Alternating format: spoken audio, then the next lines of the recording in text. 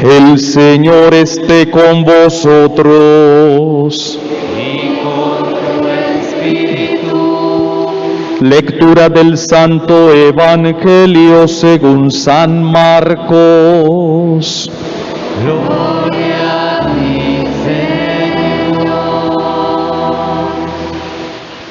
En aquel tiempo se apareció Jesús a los 11 y les dijo: vayan al mundo entero y proclamen el Evangelio a toda la creación. El que crea y sea bautizado se salvará, el que no crea será condenado.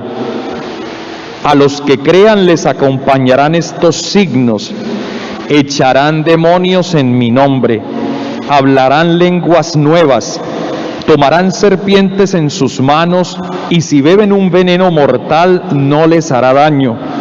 Impondrán las manos a los enfermos y quedarán sanos.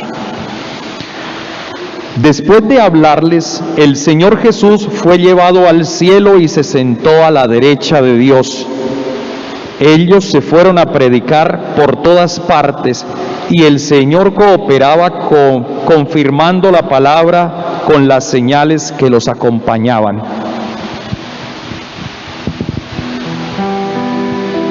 Palabra del Señor. Gloria a ti, Señor Jesús.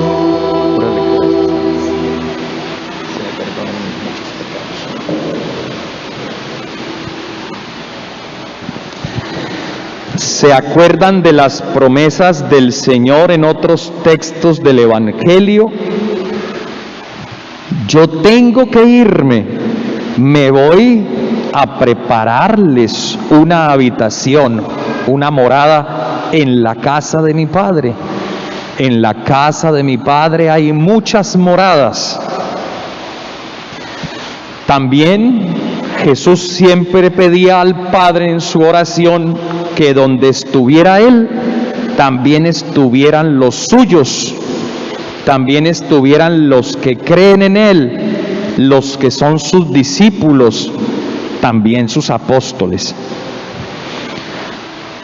San Pablo nos enseña en el capítulo 12 de la primera carta a los Corintios, no la tenemos aquí, estoy haciendo alusión a las Sagradas Escrituras, que la iglesia es como un cuerpo, tiene una cabeza que es Jesucristo, y un resto de miembros que conforman ese cuerpo que somos cada uno de nosotros.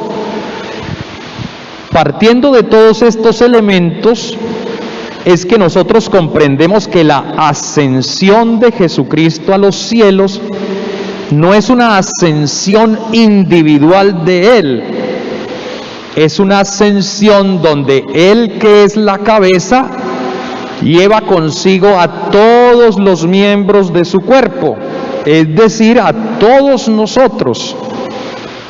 Por tanto, quiero que entendamos esto. En este momento, los que vivimos en la tierra, que creemos en Jesucristo, que seguimos su voz como pastor, que aceptamos su evangelio en nuestro corazón y lo ponemos por obra, todos nosotros tenemos ese pasaporte, esa gracia en potencia, ¿no? En potencia para llegar a donde Él está.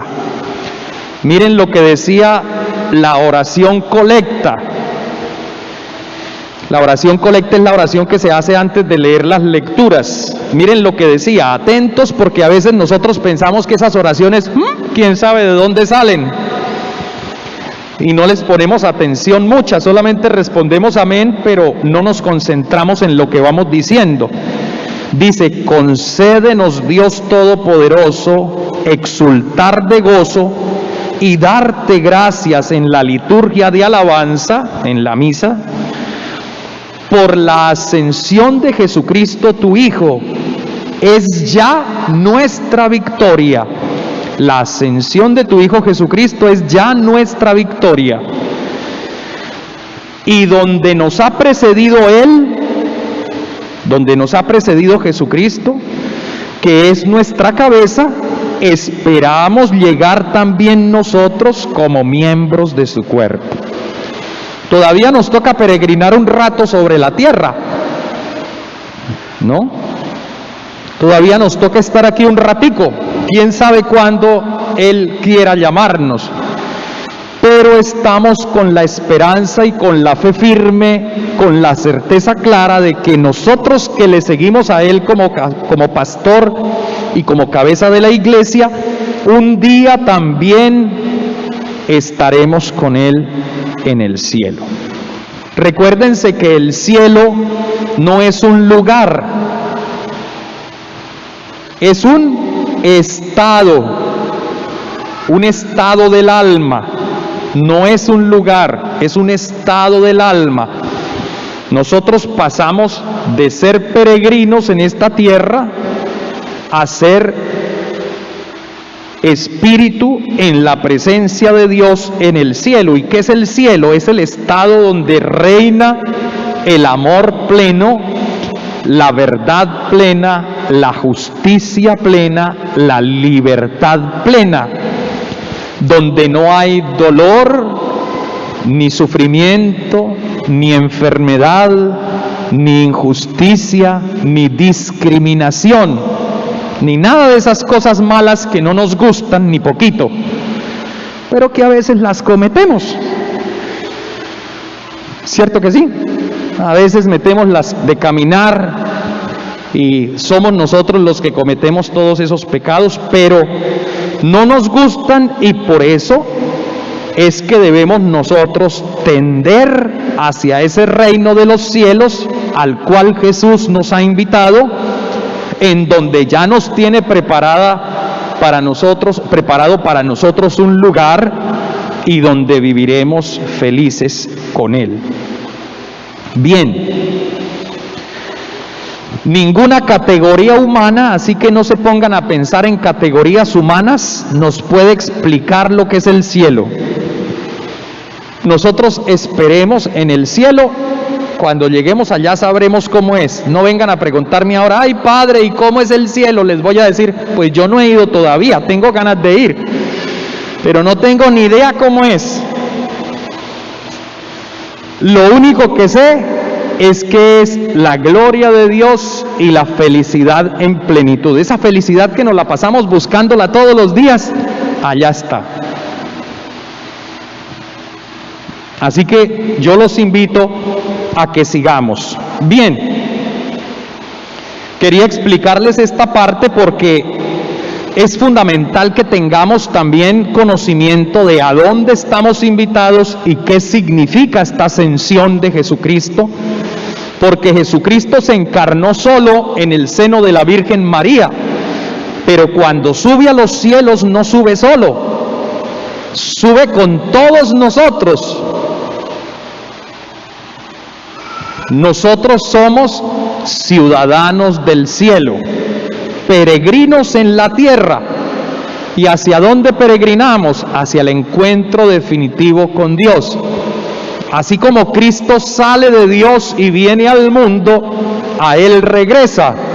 Igual nosotros de Dios salimos y a Dios volvemos. ¿Cuándo volvemos? El día de nuestra muerte. Pero no todos regresarán. No todos regresarán porque muchos seguros se dejaron por ahí envolver de este mundo, enredar del príncipe del mundo, del príncipe de la maldad, y se quisieron quedar sin cielo, sin premio. Y por eso es que la palabra dice hoy que aquellos que crean y se bauticen se salvarán, pero aquellos que no crean serán, así estén bautizados. Porque el bautismo, aunque nos pone un sello indeleble del Espíritu Santo, aunque tenemos ese sello, si nosotros consciente y libremente rechazamos esa gracia, le decimos al Señor, ¿sabe qué? Yo no quiero eso. ¿Y cómo se lo decimos? No con palabras, con actos. actos de pecado, actos de maldad, cuando yo he dispuesto todos los miembros de mi cuerpo para hacer el mal, le estoy diciendo a Dios: no quiero tu salvación, no quiero tu regalo, no quiero el reino de los cielos, quiero el reino del mal y de la muerte. Y hay mucha gente que está por ese camino, ¿no? Esos no se salvarán, dice aquí. El que no crea será condenado. Mejor dicho, como dice San Juan, ya está condenado. No porque lo condenó Dios, sino porque uno mismo se condena cuando no escoge los caminos del bien, de la bondad de Dios. Ahora, eso hasta ahí. Vamos ahora a aplicar la palabra a nuestra vida. Y yo quiero aquí tener y decirles desde antes, seguramente voy a pisar callos. Y los quiero pisar. Los callos no son buenos. Hay que limarlos, ¿verdad? Para que no nos duelan tanto. Cuando nos los quitamos, funcionan mejor las cosas. Voy a pisar callos, pero no por un interés personal, sino que quiero tener el interés de Dios. Para eso soy ministro del Señor y para ayudarles a ustedes a reflexionar. Normalmente yo no me inclino hacia ningún tipo de ideología humana. Yo me inclino hacia el amor de Dios y ante el amor de Dios me inclino. Y el amor de Dios está en cada uno de ustedes y en mí. A ese amor acudo para decir lo que les voy a decir. Aquí el Señor le dice a los evangelios, a los apóstoles, vayan al mundo entero y proclamen el Evangelio. El Evangelio, la doctrina esencial, básica, fundamental del Evangelio, sí está contenida en las Sagradas Escrituras. Pero el Evangelio que debemos predicar no es aprendernos de memoria la letra, es ponerla en práctica. ¿Y en qué consiste el Evangelio? El Evangelio es una forma de vida, no una religión. Yo se los vuelvo a repetir, si el Evangelio de Cristo fuera una religión, ustedes y yo cumpliríamos con venir a misa, sentarnos ahí, a alzar las manos, arrodillarnos, echarnos la cruz. Esto es religión. Religión es el rito en el nombre del Padre, del Hijo y del Espíritu Santo. El Señor esté con ustedes y con tu espíritu. No. Religión es la forma ritual como hacemos las cosas. Si el Evangelio de Cristo fuera religión, quedaríamos listos, ya no tendríamos nada más que hacer, ya hicimos el rito, ya cumplimos la religión, basta, hagamos el resto que se nos dé la gana. Pero Evangelio no es solo religión, la religión, el rito religioso es solo una mínima parte de lo que significa el Evangelio de Cristo. Predicar el Evangelio de Cristo es tener la vida de Cristo en mí, vivir a Cristo en mi vida. ¿Y en qué se basó la vida de Cristo? Fácil, palabra cortica, tal vez mal entendida, pero aquí se las vuelvo a repetir. Hace unos domingos les hablé acerca de las diferencias de amor, no sé si se acuerdan, los que vinieron a misa en ese momento. La vida de Cristo se basó en una forma específica de amor, el ágape. ¿Se acuerdan? la caridad, el amor que se dona, el amor que se entrega por el otro, el amor que se preocupa por el otro, el amor que se preocupa por el bien común, no por el bien egoísta, no por el bien particular, no por el bien de mi familia solamente, no por el bien de mis amigotes, sino por el bien común. El amor, por eso, tiende a ser justo, a buscar la justicia. Puede ser que yo meta la pata en este sentido, pero me acuerdo cuando estudiaba que una de las definiciones más sencillas, más simplonas de política, y por eso dije que iba a pisar callos hoy, es buscar el bien común. La política no es mala. Los malos son los que no saben ejercer la política, los que no saben buscar el bien común, sino que utilizan las ideologías y los sistemas que la política humana ha utilizado para beneficiarse a sí mismos y crear estados de injusticia, de terrible pobreza, de miseria y de opresión, porque la pobreza, la falta de oportunidad, la falta de educación, la corrupción son formas de violencia, son formas de injusticia, son formas profundamente malas que destruyen a la humanidad. Y el Evangelio debe iluminar la búsqueda del bien común, porque el Evangelio no se tiñe de colores políticos o politiqueros más bien, porque el Evangelio no se tiñe de ideologías, ni de comunismo, ni de marxismo, ni tampoco de democracia. El Evangelio no es ni democrático, ni tampoco es comunista, ni tampoco son regímenes militares, no. El Evangelio solo se tiñe de amor y de búsqueda de bien común por el pueblo, para que todos los pueblos y cada persona de ese pueblo, desde el más pequeño en el vientre materno hasta el más viejo que ya entregó su vida por este mundo y ya trabajó y luchó, pueda morir naturalmente en paz y en dignidad. Pero dignidad no es que lo maten con la eutanasia.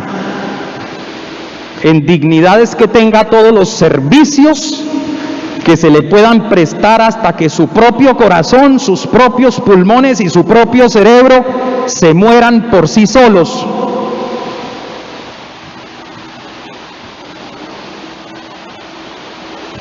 Evangelio está teñido de amor, Evangelio está teñido de justicia, Evangelio está teñido de verdad, Evangelio está teñido de libertad responsable, porque la libertad, si no es responsable, no es libertad, es libertinaje. Yo no puedo andar por las calles tirando piedras y bombas molotov y diciendo que soy libre de hacer en un país la maldad y destruir y acabar con mis hermanos aunque piensen diferente a mí. Eso no es evangelio, eso no es justicia, eso no es libertad, eso no es verdad, eso no es amor, eso no es luchar por un país mejor, eso es acabar la poca cosa que tenemos. Estoy de acuerdo en protestar, estoy de acuerdo en que el pueblo levante su voz y nos unamos en una sola voz para decirle a nuestros dirigentes: están por mal camino, ustedes se olvidaron del pueblo, se comenzaron a cobijar personalmente, se comenzaron a tapar con la cobija de la corrupción y tienen al pueblo pasando hambre y lo están aplastando con ese tipo de violencia. En eso estoy de acuerdo, como Jesucristo. En eso estoy de acuerdo. Pero no es cuestión de una mentalidad de determinado partido político. No me interesa ni Duque, ni Uribe, ni Pastrana, ni Santos, ni ninguno de ellos. Me interesa que ellos, como a muchos de ustedes les interesa, sea el que sea, trabaje por este pueblo. De verdad sea honesto, de verdad quiera sacar adelante este país, de verdad sean personas que luchen por la justicia, pero tampoco estoy de acuerdo en que este país sea mantenido. Tampoco estoy de acuerdo en eso. Estoy de acuerdo en que este país salga adelante por trabajo, por esfuerzo, por, ¿cómo llaman eso? Meritocracia. Que sean los méritos de la persona, sus capacidades, su inteligencia, sus proyectos que lleguen al pueblo de verdad, los que dirijan este país. Pero que lo hagan con justicia y con amor. Esto que está pasando en Colombia, estas revueltas, es porque la mayoría de nosotros nos hemos olvidado del evangelio del amor. Esto que está pasando en Colombia significa que aunque somos un país profundamente católico o cristiano de cualquier denominación, nos hemos olvidado del amor que Jesucristo nos enseñó y nos hemos comenzado a amasar y a amangualar con el amor egoísta, con el amor que crea miseria, porque es el amor que piensa solo en mí. Esto que está pasando en Colombia no se da en los grandes estrados políticos y administrativos y judiciales de nuestro país, se da en la casa. Cuando tú o yo nos metemos al bolsillo más de lo que nos corresponde, cuando tú o yo, siendo responsables de un hogar, pienso que la plata que me gané cuando hice pacto con una mujer o hice pacto con un hombre, me casé o me fui a vivir así, y yo pienso que la plata es mía y que doy solo lo que a mí me conviene y me guardo el resto, viendo que en la casa están pasando necesidad. Eso es injusticia, eso no es evangelio. El evangelio empieza en los estrados más simples y bajos de la sociedad, que es la familia, y si en la familia yo he sido honesto, he sido capaz de compartir lo que tengo, pienso en el otro, pienso en la situación del otro, no quiero que mi hermano, mi amigo, mi familiar pase hambre y necesidad, quiero que tenga una vida digna, quiero que viva estable, quiero que tenga acceso a la salud, a la justicia, que tenga acceso a las instituciones, a la educación. Cuando yo me preocupo por eso y doy lo máximo de mí para que eso suceda, eso es evangelio verdadero. No esperemos que los de arriba cambien.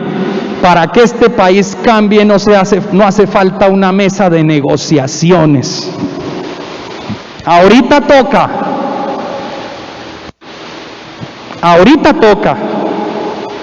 porque es la única forma de hacer presión a que los corruptos que dirigen arriba, que no es solamente el presidente de la República, sino que es todos los que están allá, porque desde el Congreso y la Cámara sabemos todos los colombianos que hay la peor violencia que ha maltratado y creado injusticia en este país, que se llama corrupción. Corrupción es el nombre de la peor violencia, porque impide que el dinero de las carreteras se complete invertido en las carreteras y no se quede en los bolsillos de los sinvergüenzas. porque impide que el dinero de la salud llegue a los más necesitados y no se quede en los bolsillos de los que lo administran o hacen el contrato con la empresa, con la EPS. Cuando nosotros eliminemos la corrupción desde la base, cuando le enseñemos a estos niños chiquiticos que están aquí, que es importante ser honestos, que es importante decir la verdad, que llegue hasta donde llegue el agua, yo diga la verdad, que llegue a donde llegue el agua, yo no me cojo nada de nadie. El día que enseñemos ese evangelio por amor al otro, ese día este país comienza a cambiar. Porque todo el producto que está allá arriba, que es podrido, la gran mayoría, por no decir que todo, es producto de una Colombia corrupta, de una idiosincrasia egoísta. Ustedes y yo sabemos, tal vez no, muchos aquí se libren de algún día haber pensado en ustedes egoístamente y no haber dado lo que les correspondía dar. Porque todos ustedes aquí posiblemente han sentido la tentación ante el dinero, ante el poder, de hacer a escondidas lo que no está bien. Y si no lo hicieron, es porque el Evangelio de Cristo está profundamente arraigado en su corazón. Eso se llama amor. El Evangelio de Cristo es el amor, que no te deja hacer el mal, que no te deja hacerle daño a nadie, que no te deja destruir a nadie. Conozco personas que por amor no participan en la corrupción y prefieren renunciar al trabajo, así le ofrezcan dinero para tapar robos millonarios. Felicito a esa gente, son verdaderos vividores del Evangelio, son verdaderos Cristos que saben que ese pequeño granito de arena en honestidad, en justicia y en responsabilidad ayudan a este mundo a ser mejor. ¡Qué absurdo! ¡Qué ignorante! El cristiano que se atreve a levantar la voz y a decir que el Evangelio, que el cristianismo, que la fe no puede iluminar los estrados laicos y que no puede iluminar ni la política ni la justicia humana. ¡Qué absurdo y qué ignorante el cristiano que se atreve a decir que el cristianismo y la fe tiene que quedarse encerrado en estas paredes! Porque no entiende que evangelio no es una religión. Evangelio es la vida. Evangelio eres tú y soy yo, que como San Pablo podremos decir un día: no soy yo el que vive, es Cristo el que vive en mí. Y por eso amo y respeto a cualquier persona, de la índole que sea, y busco, en la medida de mis posibilidades, tender la mano al que no ha podido, tender la mano al que no ha tenido oportunidad, tender la mano al que necesita mi ayuda en caridad, en alimento, en vestido, en consejo. Así que los invito a vivir el Evangelio. ¿Quieres que este país cambie? ¿Quieres que nuestra ciudad sea mejor? Vivamos el Evangelio. Esto no es religión, es cuestión de criterios verdaderamente evangélicos y humanos. El Evangelio no choca con lo humano y tampoco choca con las fuerzas que dirigen un Estado. No choca, lo ilumina para que seamos mejores. Gloria al Padre, al Hijo y al Espíritu Santo. proclamemos nuestra fe.